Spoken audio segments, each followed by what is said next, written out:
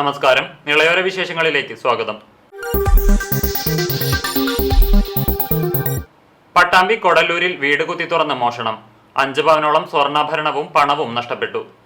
പട്ടാമ്പി കൊടലൂരിൽ വീട് കുത്തി തുറന്ന് മോഷണം. 5 പവനോളം സ്വർണ്ണാഭരണവും പണവുമാണ് മോഷണം പോയത്. കൊടലൂർ മാങ്കോട്ടിൽ ബാലകൃഷ്ണന്റെ വീട്ടിലാണ് മോഷണം നടന്നത്. ബാലകൃഷ്ണൻ വിദേശത്താണ്. ഭാര്യ ജ്യോതിയും മകൾ ദേവിക ലക്ഷ്മിയുമാണ് വീട്ടിൽ താമസം. തിങ്കളാഴ്ച രാവിലെ വീട് പൂട്ടിപ്പോയ വീട്ടുകാർ ബുധനാഴ്ച തിരിച്ചെത്തിയപ്പോഴാണ് മോഷണ വിവരം അറിയുന്നത്. വീടിന്റെ മുൻവാതിൽ തുറന്നു കിടക്കുകയായിരുന്നു. തുറന്നു നടത്തിയ പരിശോധനയിലാണ് വീട്ടിൽ മോഷണം നടന്ന വിവരം അറിയുന്നത്. അലമാറയിൽ സൂക്ഷിച്ചിരുന്ന സ്വർണ്ണാഭരണങ്ങളാണ് കളവ് പോയത്. വീട്ടിലെ സാധന സാമഗ്രികളെല്ലാം വലിച്ചു വാരിട്ട നിലയിലുമാണ്. വീട്ടുകാരുടെ പരാതിയെ തുടർന്ന് പട്ടാമ്പി പോലീസും വിരലാട വിദഗ്ധരും ഡോഗ് സ്ക്വാഡും സ്ഥലത്തെത്തി പരിശോധന നടത്തി. യാത്ര പോയിരുന്നു. വന്നപ്പോ ഗേറ്റ് തുറന്നു. ഡോറ് തുറക്കാൻ വന്നപ്പോ ഡോറ് തുറന്ന് അങ്ങനെ ചാരി വെച്ചിട്ടുണ്ട്. അപ്പൊ ഞാൻ തിരക്ക് കൂട്ടിയപ്പോഴൊക്കെ എല്ലാവരും വിളിച്ചു കൂട്ടി. അങ്ങനെ അകത്ത് പോയപ്പോൾ ഡ്രസ്സൊക്കെ കിടക്കുന്നപ്പോ ഉള്ളിലേക്ക് ഓടി പോയപ്പോ എല്ലാവരും വാരി വലിച്ചിട്ട് കണ്ടു. അങ്ങനെ ഉണ്ടായത്. അപ്പൊ ഇവരെല്ലാരും വന്നപ്പോ പോലീസില് വിളിച്ചു പറയാൻ പറഞ്ഞു. അങ്ങനെ വിളിച്ചു പറഞ്ഞപ്പോ അവര് വന്നു. നോക്കിയിട്ട് പറഞ്ഞു അവര് കൂടെ ചില അങ്ങനെ ചാർജ് ചെയ്യാന്ന് പറഞ്ഞിട്ട് അങ്ങനെ പോയി. വീട്ടിൽ പരിശോധന നടത്തിയ പോലീസ് ഡോഗ് തെക്കുമുറി റോഡ് വരെ പോയതിനു ശേഷം തിരിച്ചു വരികയായിരുന്നു. സംഭവവുമായി ബന്ധപ്പെട്ട് പോലീസ് അന്വേഷണം ആരംഭിച്ചിട്ടുണ്ട്. ഒരിടവേളയ്ക്ക് ശേഷം ഡ്രൈവിംഗ് ടെസ്റ്റ് പുനരാരംഭിച്ചു. ഡ്രൈവിംഗ് സ്കൂൾ സമരസമിതിയുടെ നേതൃത്വത്തിൽ നടന്നു വന്നിരുന്ന സമരത്തെ തുടർന്ന് നിർത്തിവെച്ച ഡ്രൈവിംഗ് ടെസ്റ്റുകളാണ് വ്യാഴാഴ്ച പുനരാരംഭിച്ചത്. കഴിഞ്ഞ ദിവസം ഗതാഗത വകുപ്പ് മന്ത്രി ഗണേഷ് കുമാറും യൂണിയൻ ഭാരവാഹികളും നടത്തിയ ചർച്ചയെ തുടർന്നാണ് സമരം പിൻവലിച്ചത്. ഡ്രൈവിംഗ് ടെസ്റ്റ് പുനരാരംഭിച്ചതിനെ തുടർന്ന് വ്യാഴാഴ്ച കൂനമൂച്ചിയിലെ ഗ്രൗണ്ടിൽ ടെസ്റ്റ് നടന്നു. 7 പേരാണ് ടെസ്റ്റിനായി എത്തിയത്. മോട്ടോർ വാഹന വകുപ്പിന്റെ വെബ്സൈറ്റായ സാരഥിയുടെ സെർവർ തകരാറിലായതിനെ തുടർന്ന് ഉച്ചയോടെയാണ് ടെസ്റ്റുകൾ ആരംഭിച്ചത്. മോട്ടോർ വെഹിക്കിൾ ഇൻസ്പെക്ടർമാരായ Sajin, Kishore, assistant motor vehicle inspector Sheeba എന്നിവർ ടെസ്റ്റുകൾക്ക് നേതൃത്വം നൽകി. കഴിഞ്ഞ 14 ദിവസത്തിന് ശേഷമാണ് ടെസ്റ്റ് പുനരാരംഭിച്ചത്. മോട്ടോർ വാഹന വകുപ്പ് ഡ്രൈവിംഗ് പരിഷ്കരണ സർക്കുലർ പുറത്തിറക്കിയതുമായി ബന്ധപ്പെട്ടാണ് ഡ്രൈവിംഗ് സ്കൂളുകൾ സംസ്ഥാന വ്യാപകമായി സമരത്തിനിറങ്ങിയത്. 30 ടെസ്റ്റുകളായി പരിമിതപ്പെടുത്തിയ പ്രതിദിന ടെസ്റ്റുകളുടെ എണ്ണത്തിൽ മാറ്റം വരുത്തുന്നതിനും ഒരു MVI ഉദ്യോഗസ്ഥൻ ഉള്ള സ്ഥലത്ത് 40 ടെസ്റ്റ് നടത്തുന്നതിനും കഴിഞ്ഞ ദിവസം നടന്ന ചർച്ചയിൽ തീരുമാനമായിരുന്നു. 2 ഉദ്യോഗസ്ഥർ ഉള്ളിടത്ത് 80 ടെസ്റ്റ് നടക്കും. ടെസ്റ്റിൽ എടുക്കലാണ് ആദ്യം നടത്തിയത്. അതിനുശേഷം റോഡ് ടെസ്റ്റും നടന്നു. ഇരട്ട ക്ലച്ചും ബ്രേക്കുമുള്ള വാഹനം ടെസ്റ്റിന് ഉപയോഗിക്കാൻ അനുവദിച്ചിട്ടുണ്ട്. മറ്റൊരു സംവിധാനം ഒരുക്കുന്നതുവരെയായിരിക്കും ഈ ഇളവുകൾ. ടെസ്റ്റ് വാഹനങ്ങളിലെ ക്യാമറ മോട്ടോർ വാഹന വകുപ്പ് സജ്ജമാക്കും. 2 വീലർ ലൈസൻസിനുള്ള ഡ്രൈവിംഗ് ടെസ്റ്റിന് M80 വാഹനങ്ങൾ ഒഴിവാക്കും. ഇതിനായി 3 മാസത്തെ സമയം അനുവദിച്ചിട്ടുണ്ട്. ഇരുചക്ര വാഹനങ്ങളുടെ ടെസ്റ്റ് കാലിൽ ഗിയറുള്ള വാഹനത്തിലേക്ക് നിർബന്ധമായും മാറും. ഡ്രൈവിംഗ് ടെസ്റ്റ് വാഹനങ്ങളുടെ കാലപ്പഴക്കം 15 നിന്ന് 18 വർഷമായി ഉയർത്താനും കഴിഞ്ഞ ദിവസത്തെ ചർച്ചയിൽ തീരുമാനമെടുത്തിരുന്നു. ഡ്രൈവിംഗ് സ്കൂളുകളുടെ പരിശീലന ഫീസ് ഏകോപിപ്പിക്കുന്നതിനെക്കുറിച്ച് പഠിക്കുന്നതിനായി കമ്മീഷനെ നിയോഗിക്കുന്നതിനും മന്ത്രിതല ചർച്ചയിൽ തീരുമാനമായിട്ടുണ്ട്. വെബ്സൈറ്റിന്റെ തകരാറ് പരിഹരിക്കുന്നതോടെ ഡ്രൈവിംഗ് ടെസ്റ്റ് വരും ദിവസങ്ങളിൽ പൂർവ്വസ്ഥിതിയിലാകും. ഇതോടെ ടെസ്റ്റിനായി ആയിരക്കണക്കിന് ആളുകളുടെ കാത്തിരിപ്പിന് വിരാമമാകും. CCTV news, Kecheri. കൊപ്പം സാമൂഹികാരോഗ്യ കേന്ദ്രത്തിൽ ഡെങ്കി ദിനാചരണം സംഘടിപ്പിച്ചു. മുഹമ്മദ് മുഹസിൻ MLA ഉൾപ്പെടെയുള്ള ജനപ്രതിനിധികളും പങ്കെടുത്തു. വിദ്യാർത്ഥികൾക്കായി ചിത്രരചനാ മത്സരവും നടത്തി. സാമൂഹിക പങ്കാളിത്തത്തിലൂടെ ഡെങ്കിപ്പനിയെ നിയന്ത്രിക്കാം എന്ന സന്ദേശവുമായാണ് സംസ്ഥാന വ്യാപകമായി ഡെങ്കി ദിനാചരണം സംഘടിപ്പിക്കുന്നത്. കൊപ്പം സാമൂഹ്യ ആരോഗ്യ കേന്ദ്രത്തിലും ദിനാചരണം സംഘടിപ്പിച്ചു. മുഹമ്മദ് മോഹസിൻ MLA, കൊപ്പം ഗ്രാമപഞ്ചായത്ത് പ്രസിഡന്റ് T ഉണ്ണികൃഷ്ണൻ, ജില്ലാ technical assistant Baiju Kumar, doctor Leena Kumari, health supervisor Gopinathan തുടങ്ങിയവരും പങ്കെടുത്ത് സംസാരിച്ചു. ഡെങ്കിപ്പനി നമുക്കറിയാം, ഒരുപാട് ജീവനുകൾ നമ്മുടെ പ്രദേശത്ത് തന്നെയുള്ള ഒരുപാട് ജീവനുകൾ എടുത്ത പനിയാണ്. വളരെ വേഗത്തിൽ പടർന്നു പിടിക്കുന്നതാണ്. കൊതുകിൽ നിന്നാണ് ഇത് ഉണ്ടാകുന്നത്. അതുപോലെ തന്നെ ഇത് പകർച്ചവ്യാധി എന്നുള്ള നിലക്ക് വളരെ അപകടകാരിയാണ്. ഡെങ്കി വന്നു കഴിഞ്ഞാൽ വീട്ടിൽ തന്നെ ചികിത്സിച്ചാൽ ആ വ്യക്തിക്ക് മാത്രമല്ല വീട്ടിലുള്ള മറ്റുള്ളവർക്കും അത് പകരും. ആ വ്യക്തി ചിലപ്പോൾ മരണത്തിലേക്ക് പോകാനുള്ള സാധ്യതയുണ്ട്. ഇങ്ങനെ എല്ലാം കൊണ്ടും ഡെങ്കിപ്പനി എന്ന് പറയുന്നത് വളരെ ഗൗരവവും പേടിപ്പിക്കുന്നതുമാണ്. അപ്പം അതുകൊണ്ട് തന്നെ അത് ഇല്ലാതെയാക്കുക എന്ന ഏറ്റവും വലിയ സന്ദേശമാണ്. ഇന്ത്യയിൽ മാത്രമല്ല, ലോകത്ത് ഏതാണ്ട് 100 രാജ്യങ്ങളോളം ഡെങ്കിപ്പനിയുമായി ബന്ധപ്പെട്ട പ്രശ്നങ്ങളുള്ള രാജ്യങ്ങളാണ്. കൊതുകുകൾ ഉണ്ടാകുന്നത് എങ്ങനെയാണെന്ന് നമുക്കറിയാം. ഡെങ്കിപ്പനി എങ്ങനെ ഇല്ലാതെയാക്കാം എന്ന് ചോദിച്ചാൽ മരുന്നുകൊണ്ടല്ല, പ്രതിരോധ പ്രവർത്തനം കൊണ്ടാണ് നമുക്ക് ഈ ഡെങ്കിപ്പനി ഇല്ലാതെയാക്കാൻ കഴിയുക. തുടർന്ന് വിദ്യാർത്ഥികൾക്കായി പോസ്റ്റർ രചനാ മത്സരവും നടത്തി. കൊപ്പം ഹെൽത്ത് ഇൻസ്പെക്ടർ അജി ആനന്ദ്, മറ്റു ആരോഗ്യ പ്രവർത്തകർ, ആശാപ്രവർത്തകർ എന്നിവർ നേതൃത്വം നൽകി. നാഗലശ്ശേരി പഞ്ചായത്തിലെ 7ാം വാർഡിൽ റോഡിന്റെ ശോചനീയാവസ്ഥയിൽ BJP പ്രവർത്തകരുടെ നേതൃത്വത്തിൽ നാട്ടുകാർ വാഴനട്ട് പ്രതിഷേധിച്ചു. കൂറ്റനാട് നിന്നും പിലാക്കാട്ടിരി സാംസ്കാരിക നിലയം ഭാഗത്തേക്ക് വരുന്ന റോഡിന്റെ ശോചനീയാവസ്ഥയിൽ പ്രതിഷേധിച്ചാണ് റോഡിൽ വാഴനട്ട് പ്രതിഷേധിച്ചത്. 2 വർഷത്തിലേറെ കാലമായി റോഡ് തകർന്നു കിടക്കാൻ തുടങ്ങിയിട്ടെന്ന് നാട്ടുകാർ പറഞ്ഞു. മഴ പെയ്തതോടെ തകർന്ന റോഡിൽ വെള്ളക്കെട്ടും ചെളിയും മൂലം യാത്രാ ദുരിതം അതിരൂക്ഷമായി. നിരവധി വാഹനാപകടങ്ങളും ഈ ഭാഗത്ത് സംഭവിച്ചിട്ടുള്ളതായി പ്രദേശവാസികൾ പറഞ്ഞു. കണ്ടല്ലോ, ഇത് 7ാം വാർഡാണ് നാഗലശ്ശേരി പഞ്ചായത്തിൽ. ഈ റോഡിന്റെ അവസ്ഥ നിങ്ങൾ കണ്ടിട്ടോ? ഇപ്പോൾ കണ്ടിട്ടോ? ഇത് ഇവിടെ ഇങ്ങനെ ആയിട്ട് ഏകദേശം 2 കൊല്ലത്തിൻ്റെ അടുത്തായിട്ടുണ്ട്. 2 കൊല്ലത്തിനടുത്ത് ഇങ്ങനെ ഒരു പ്രശ്നം ഇവിടെ ആയിട്ട് ഇതുവരെ ഇവിടുത്തെ ആൾക്കാർ ഇത് ശ്രദ്ധയിൽ പെട്ടിട്ടില്ല.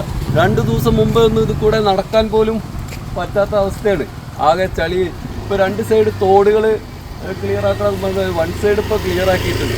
പക്ഷെ അതിൻ്റെ ഒരു ഉപകാരവും ഇവിടെ ഈ നാട്ടുകാർക്ക് ഉണ്ടായില്ല. മഴ കൂടുതൽ ശക്തമാവുന്നതിന് മുമ്പ് റോഡിലെ യാത്രാ ദുരിതത്തിന് ബന്ധപ്പെട്ട അധികൃതർ പരിഹാരം കാണണമെന്നാണ് നാട്ടുകാരുടെ ആവശ്യം.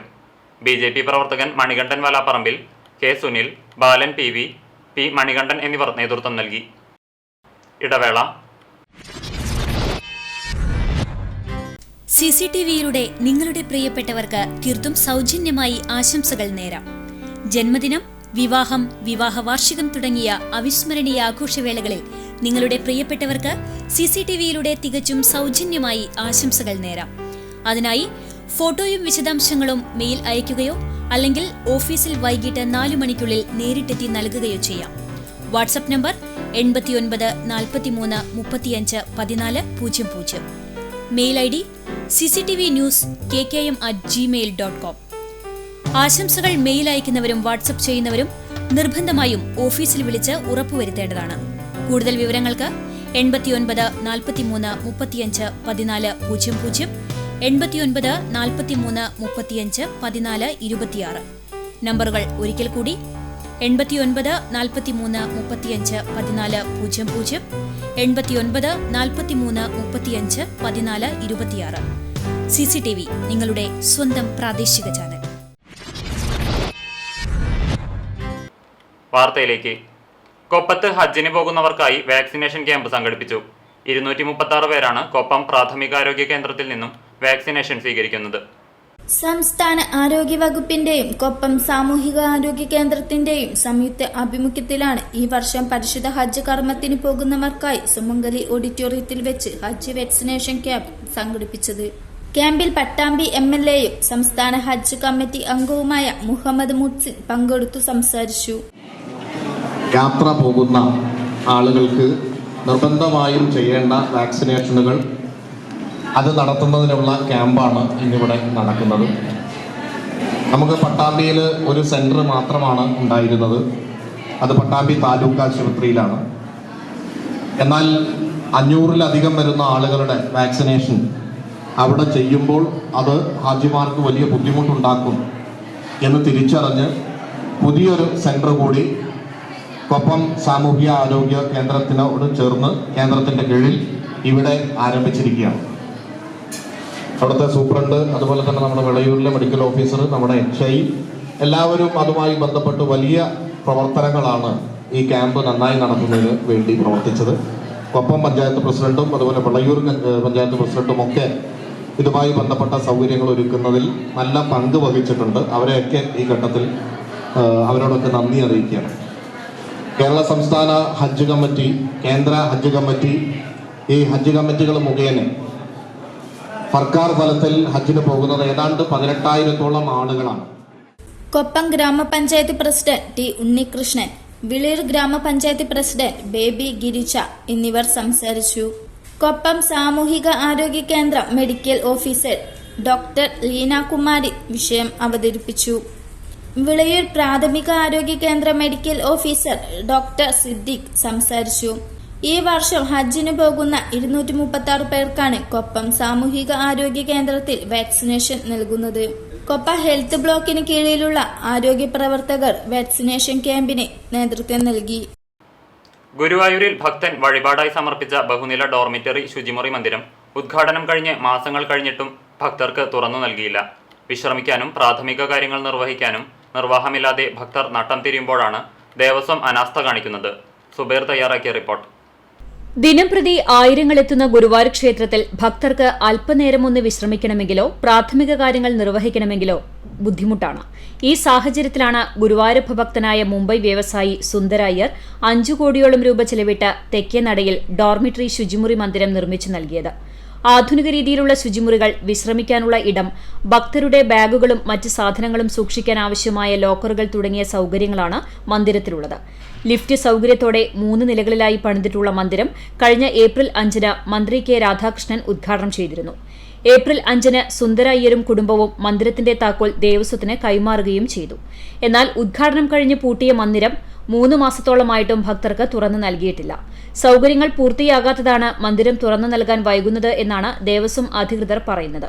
എന്നാൽ നടത്തിപ്പ് സംബന്ധിച്ച ആശയക്കുഴപ്പമാണ് മന്ദിരം തുറന്നു നൽകാൻ കാലതാമസമെന്നാണ് ഭക്തരുടെ ആരോപണം. അവധിക്കാലവും വൈശാഖമാസവുമായതിനാൽ ക്ഷേത്രത്തിൽ ഭക്തരുടെ തിരക്കാണ് അനുഭവപ്പെടുന്നത്. മന്ദിരം തുറന്നു നൽകിയാൽ ഭക്തർക്ക് വലിയ ആശ്വാസമാകും. അനാസ്ഥ കൈവിടിഞ്ഞ് മന്ദിരം എത്രയും പെട്ടെന്ന് തുറന്നു നൽകണമെന്നാണ് ഭക്തരുടെ ആവശ്യം. CCTV news, Guruvayur. മേഴത്തൂർ സ്വദേശിയായ യുവാവിനെ കൂറ്റനാട് ആമക്കാവിലെ വാടക വീട്ടിൽ മരിച്ച നിലയിൽ കണ്ടെത്തി. മേഴത്തൂർ തൈക്കാട്ട് വളപ്പിൽ വീട്ടിൽ ജയൻ അമൃത ദമ്പതികളുടെ മകൻ 30 വയസ്സുള്ള ഷിബിലിനെയാണ് വീട്ടിലെ ഹാളിനുള്ളിൽ തൂങ്ങി മരിച്ച നിലയിൽ കണ്ടെത്തിയത്. ചാലിശ്ശേരി പോലീസ് സ്ഥലത്തെത്തി തുടർ നടപടികൾ സ്വീകരിച്ചു. മൃതദേഹം പട്ടാമ്പി താലൂക്ക് ആശുപത്രിയിൽ പോസ്റ്റ്മോർട്ടം നടപടികൾക്ക് ശേഷം ബന്ധുക്കൾക്ക് വിട്ടുനൽകി. നാട്ടിൽ ബൈക്ക് മെക്കാനിക്കായി ജോലി ചെയ്തു വരികയായിരുന്നു ഷിബിൽ. മുബീന ഭാര്യയാണ്, അതുൽ കൃഷ്ണ മകനാണ്. ഇതോടെ നിളയറ വിശേഷങ്ങൾ സമാപിക്കുന്നു. നമസ്കാരം.